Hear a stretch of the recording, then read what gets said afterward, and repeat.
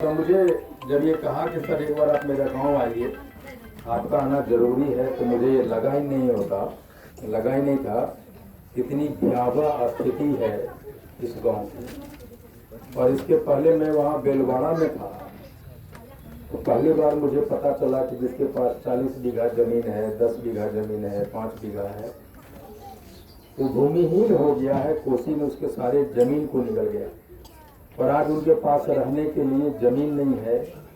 बांध पे रह रहा है, सरकार बुलडोजर लेके हर समय उसके पास पहुंच जा रही है। सरकार ये नहीं सोच रही कि कोसी नदी के कारण वो भूमिहीन हुआ, उसके पास बसने का जमीन नहीं है। और अभी हाल में जब मैं जब मैं अपने कार से इस गांव की तरफ गुजर रहा था, तो बरसात में गणेश का मुझे वो कॉल याद आया। इन्होंने कहा कि 50-60 घर कोसी की बाढ़ निगल गया है हमारा। पता नहीं हमारा भी घर आधा चला जाएगा, क्या होगा मुझे नहीं मालूम।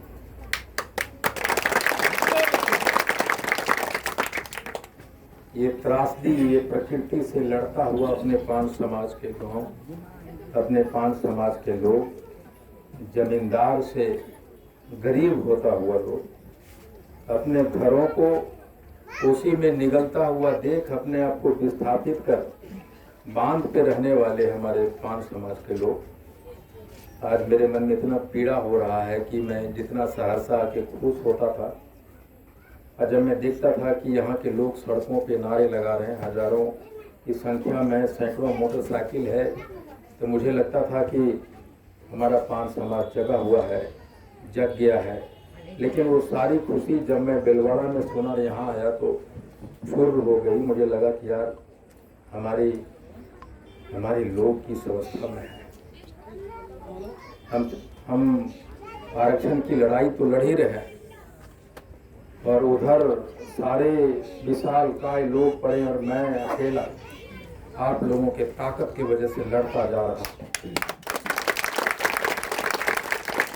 और 2025 में अगर हम सरकार के हिस्सा बने तो आपकी लड़ाई में आरक्षण के बाद अगर दूसरा मुद्दा मैं सबसे पहले उठाऊंगा, ये कोसी के कटाव से 5 समाज के लिए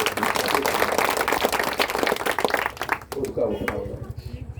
और इसीलिए शायद मैं यहाँ आ भी नहीं पाता, तो इन सारे चीज़ों से रूबरू नहीं हो पाता। जब हम आंदोलन करने के लिए गांव-गांव गए तो मैं अपने आप को मजबूत करता चला गया। अनुभवों से, आप लोगों से मिलने के बाद आपके दर्द को बढ़ता चला गया। लेकिन आज जो मैंने देखा है, मुझे लगता है पता नहीं कितने दिनों तक मैं सो नहीं पाऊंगा। लेकिन जिस तरह से आपने भरोसा करके गांधी मैदान में पूरे विश्व में हमें और अपने आप को स्थापित करने का अवसर दिया है, तो भरोसा रखिएगा, आरक्षण भी आएगा, सत्ता में भी जाएंगे। और ये जो कोसी के कटाव से अमीर से गरीब होते 5 समाज की आवाज़ भी बुलंद से उठाऊंगा, एक दिन आप देखेंगे। और आपको ये भरोसा मैं आज आपको दे के जा रहा हूँ। मेरी तबीयत खराब थी, तब दिन भर में खाना नहीं खाया, और अभी यहाँ से इस गांव से मुझे सीधे सहरसा जाना है, वहाँ इंटरव्यू देना है। दिल्ली से एक पत्रकार आए हुए जो मेरा इंतज़ार कर रहे हैं वहाँ, फिर उनके साथ